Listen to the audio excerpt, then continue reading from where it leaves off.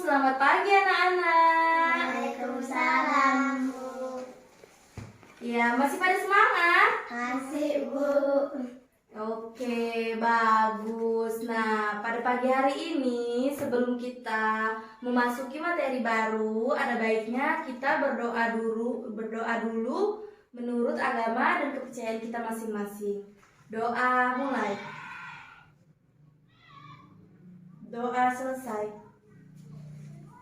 Oke, baiklah, di sini Ibu akan mengabsen kalian satu persatu.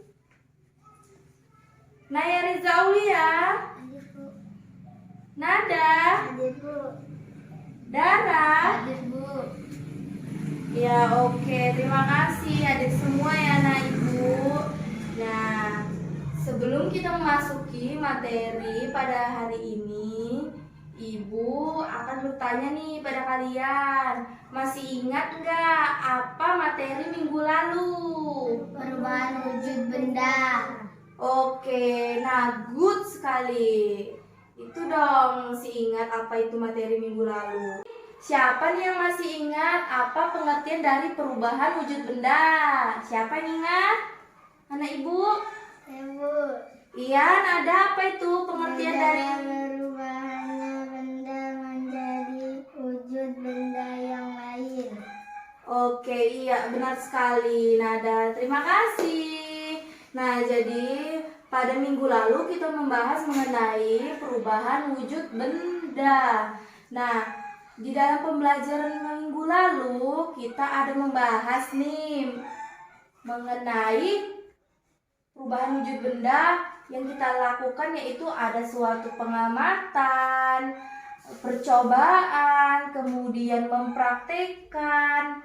Nah, jadi dari pembelajaran tersebut Ibu akan mengkaitkannya mengenai etika di dalam jenjang pendidikan dasar. Nah, perhatikan gambar di depan ini. Oke, ada yang tahu apa itu pengertian dari etika? Ada yang tahu tidak? Nah, belum ya. Nah, jadi di sini Ibu akan menjelaskan pengertian dari etika. Nah, pengertian dari etika itu, etika adalah baik buruknya suatu perbuatan kita, tingkah laku kita, kemudian cara kita berbicara dengan orang. Nah, itulah yang disebut etika, yang mencakup segala sesuatu yang ada di diri kita, akhlak kita, begitulah yang disebut dengan etika. Nah, kenapa sih Bu harus mempelajari etika dalam dunia sekolah, dunia pendidikan? Nah, kenapa nak? Jadi di dalam pembelajaran contohnya saja minggu lalu kita melakukan suatu praktikum mengenai perubahan wujud benda, ya kan? Nah, dalam praktikum tersebut ada nih kelompok A dan kelompok B melakukan praktikum, dan praktikum kelompok A melakukannya berhasil gitu ya kan, dan kelompok B melakukannya gagal.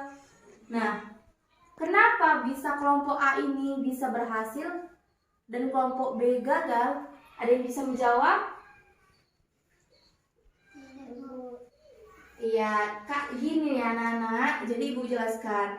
Kelompok A melakukan praktikum dengan berhasil itu dikarenakan mereka dalam pembelajaran pada minggu lalu, ketika Ibu menerangkan di depan berbicara dengan kalian, terus Ibu mempraktikkan percobaan di depan kalian. Nah, kelompok tersebut memperhatikan Ibu dengan baik, dengan menyimak, mendengarkan dengan bagus, tidak bermain-main.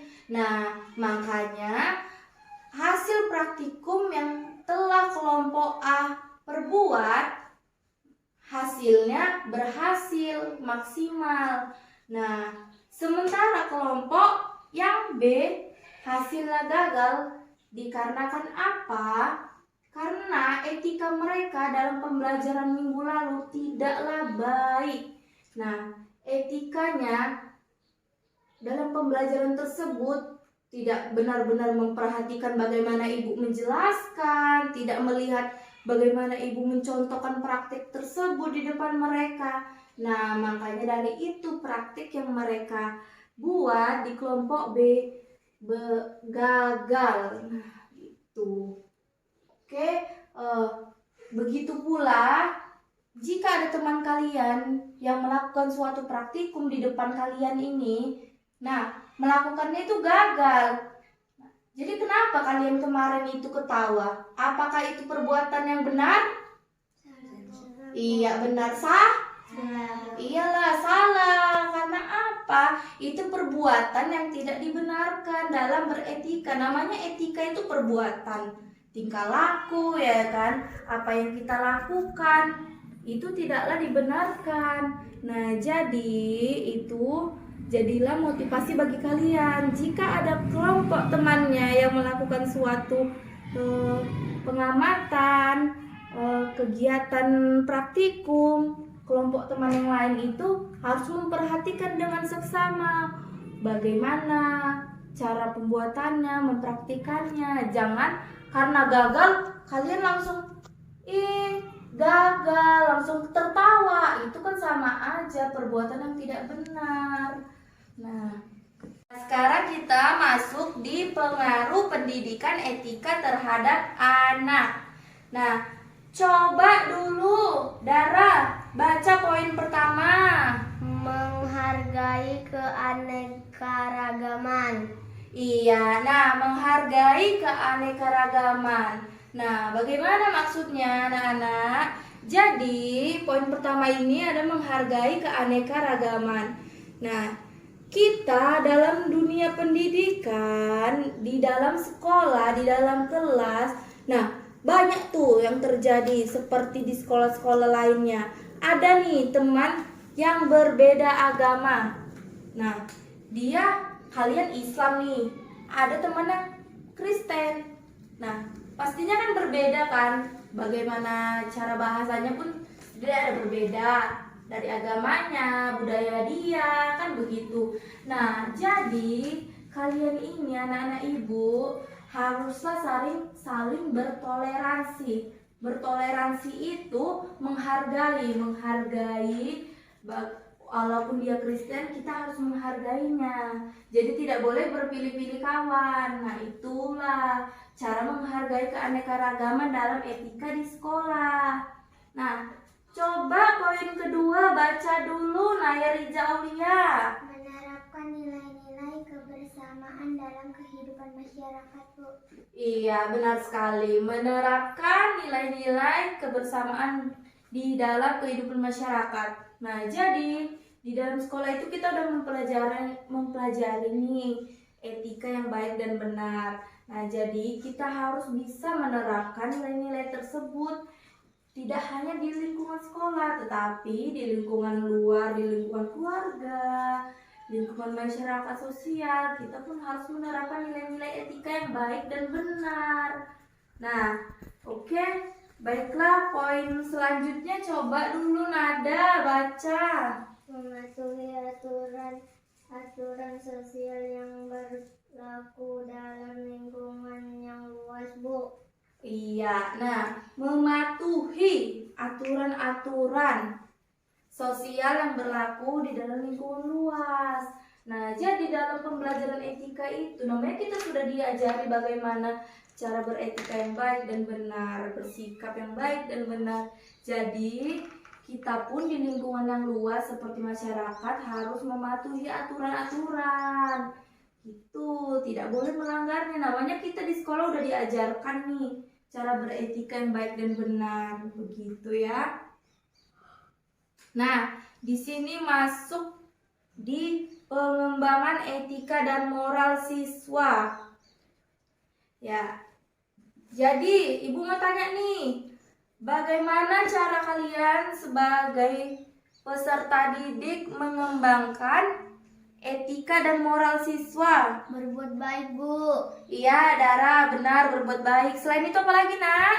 Berbicara yang sopan, Bu. Iya, benar, berbicara yang sopan. Kemudian, Kalau apa lagi? bermain-main tidak boleh bertengkar, Bu. Iya, benar semua. Oke, pintar ya anak-anak ibu. Nah, Nah, jadi mengembangkan etika dan moral siswa itu ya itu tadi seperti yang kalian sebut itu benar. Kita terutama di diri kita itu harus punya kesadaran bagaimana untuk tidak melakukan tindakan yang salah, perbuatan yang salah. Nah, jadi kita harus menerapkan di kehidupan kita sehari-hari, tidak hanya di lingkungan pendidikan saja. Begitu ya. Oke, di sini kita masuk ada contoh kasus pelanggaran mengenai etika. Nah, coba dulu Naya baca yang di sekolah seperti apa-apa aja. Tidak boleh mencoret-coret tembok sekolah, Bu. Kemudian, Berbicara tidak sopan dengan guru. Cabut di saat jam pelajaran. oke, iya benar sekali. Nah, selain itu apa lagi? Ada yang tahu contoh di sekolah seperti apa? Nggak tahu ya. Nah, seperti contohnya itu mencontek. Nah, itu kan perbuatan tidak benar ya kan? Itu mencontek itu di saat pembelajaran berlangsung atau ujian itu tindakan yang salah. Nah, kenapa itu disebut tadi pelanggaran mengenai etika? Ada yang tahu? Ada yang bisa menjawab?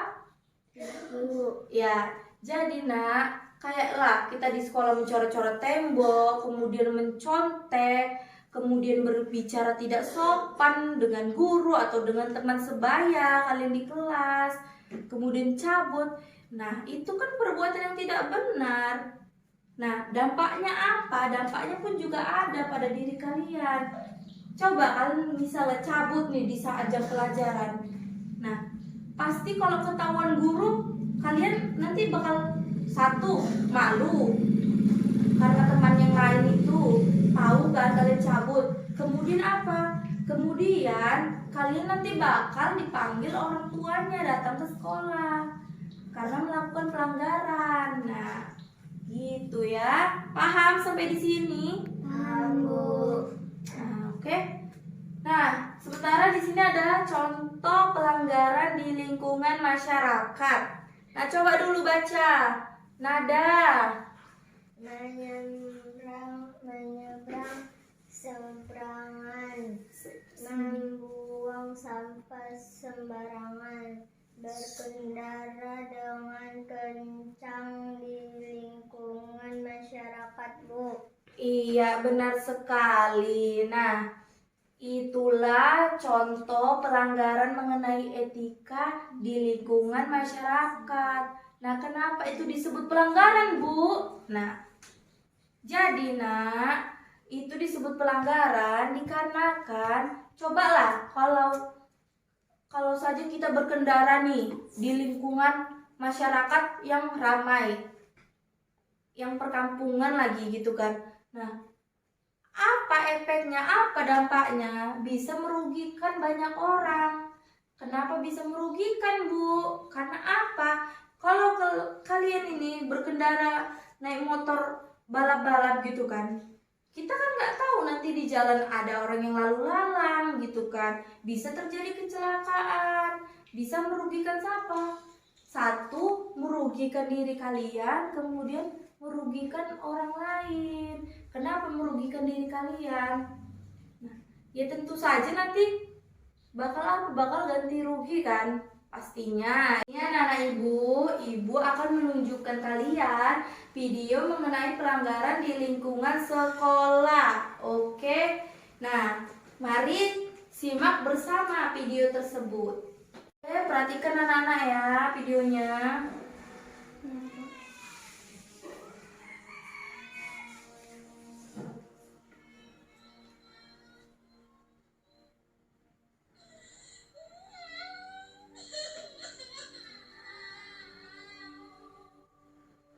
Tahukah kamu, kekerasan di sekolah sering terjadi di Indonesia. Dari tahun 2013 hingga 2014, jumlah kekerasan di sekolah naik sampai dengan 16% yang dilakukan anak usia di bawah 14 tahun. Dan itu dilakukan di sekolah. Hampir setiap sekolah yang ada di Indonesia pasti terdapat kasus kekerasan di sekolah. Dari tingkat universitas, menurun ke SMA, lalu SMP, bahkan sampai ke SD. Bagaimana caranya?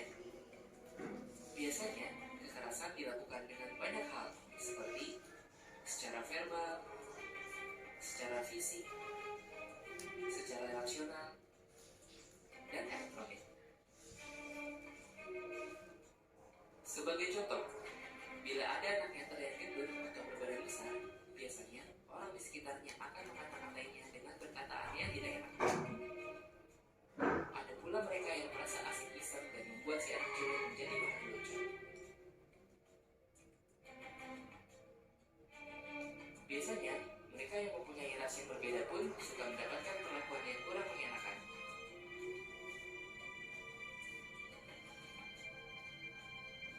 Zaman pun berubah. Kekerasan ini pun bisa dilakukan melalui media elektronik atau biasa kita sebut media sosial. Tahukah kamu apa dampak dari perbuatan itu? Bagi yang melihat, tentu saja akan berdampak pada dampak mental. Dia akan merasa takut dan merasa tidak.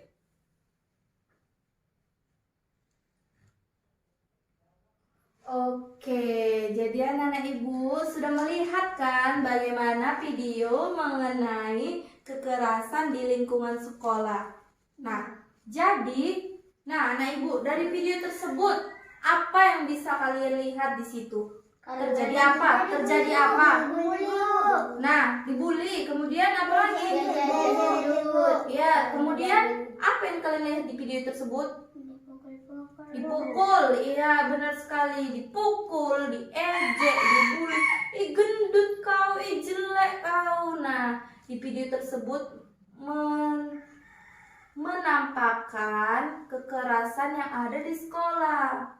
Nah, jadi itu perbuatan yang salah ya anak-anak ibu mengenai etika. Itu tidaklah perbuatan yang baik, tidak. Itu tidak dibenarkan. Nah, apa dampaknya anak-anak jika terjadi suatu pelanggaran di sekolah tersebut mengenai video seperti itu? Nah, siapa yang tahu dampaknya? Nah, gini ya anak-anak ibu. Jadi, dampak dari kekerasan yang dilakukan di lingkungan sekolah tersebut bisa apa? Bisa merugikan. Merugikan siapa? Kita tentunya yang dibully gitu kan. Nah, kemudian apa? Bisa menyebabkan rusak mental anak tersebut. Nah, jadi perbuatan seperti itu tindakan yang salah, tidaklah dibenarkan. Begitu ya. Jadi, ini video tersebut itu sebagai contoh bagi kalian bahwa kalian sebagai anak SD tidaklah dibenarkan untuk bertindak seperti itu. Itu menjadi pembelajaran saja. Oke, paham? Paham, Bu. Oke. Nah, di sini ada nih video mengenai etika dalam berkendara. Oke, di sini simak ya videonya anak-anak ibu.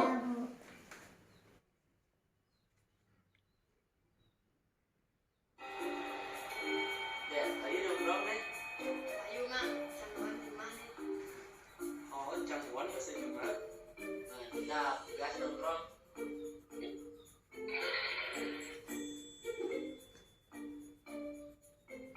Sini nongkrong elang deh. Lo nganggo masih ada kok. Oh, masih ada kok, santai ya. Ada yang aja nih mau motor udah.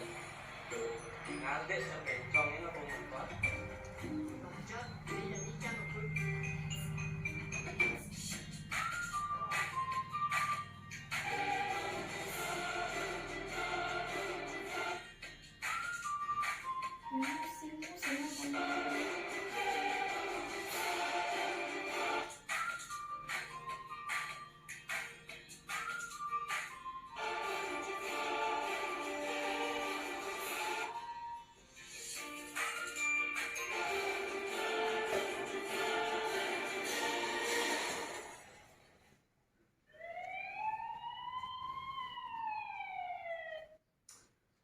Oke, nah sampai di situ aja ya anak-anak ibu videonya. Nah, jadi setelah kalian melihat video yang telah ibu tayangkan, ibu mau nanya nih sama kalian, apa yang kalian lihat di video tersebut? Pelanggaran apa yang mereka lakukan di video tersebut? Dia nggak pakai helm, Bu. Iya, nggak pakai helm. Selain itu apa, Nak? Ugal-ugalan, Bu. Ugal-ugalan. Terus? Masih pakai handset. Iya, Gojek 3. Kemudian apa? Bermain HP. Pakai handset. Iya, pakai handset, bermain HP. Iya, benar sekali. Nah, jadi Nak, video tersebut itu merupakan contoh pengendara yang tidak beretika.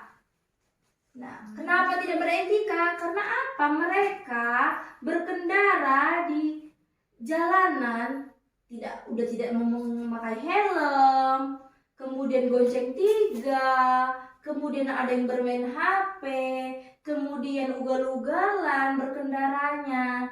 Nah, apakah itu perbuatan yang baik? Tidak.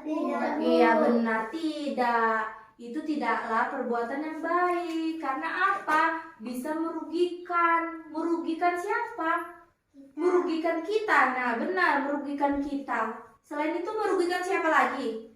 Orang. Iya, benar, merugikan orang lain. Karena apa? Kalaulah kita nanti ugal-ugalan seperti tadi di jalan, kemudian terjadi kecelakaan. Nah, bagaimana? Yang rugi siapa? Kan diri kita sendiri kan? Nah, itu tadi. Kemudian pun bisa membahayakan orang lain. Karena apa? Dengan kita ugal-ugalan tersebut di kendaraan, di jalanan yang ramai orang lalu lalang, nah, bisa menyebabkan terjadinya kecelakaan beruntun. Dampaknya siapa? Orang lain. Orang lain pun bisa terkena. Itu tadi dia. Nah, jadi ini video yang ibu telah tayang-tayangkan semua itu menjadikan suatu pembelajaran bagi anak-anak ibu. Bagaimana beretika yang baik di lingkungan pendidikan, lingkungan sekolah maupun itu di lingkungan masyarakat. Kita harus beretika yang baik. Itu tadi video tidak boleh dicontoh ya anak-anak. Oke, nah jadi pembelajaran pada hari ini telah usai. Maka ibu ucapkan terima kasih nih kepada kalian telah benar-benar semangat mengikuti pembelajaran pada hari ini. Nah, sebelum kita tutup pembelajaran pada hari ini, ada baiknya kita berdoa dulu. Siap-siap dulu.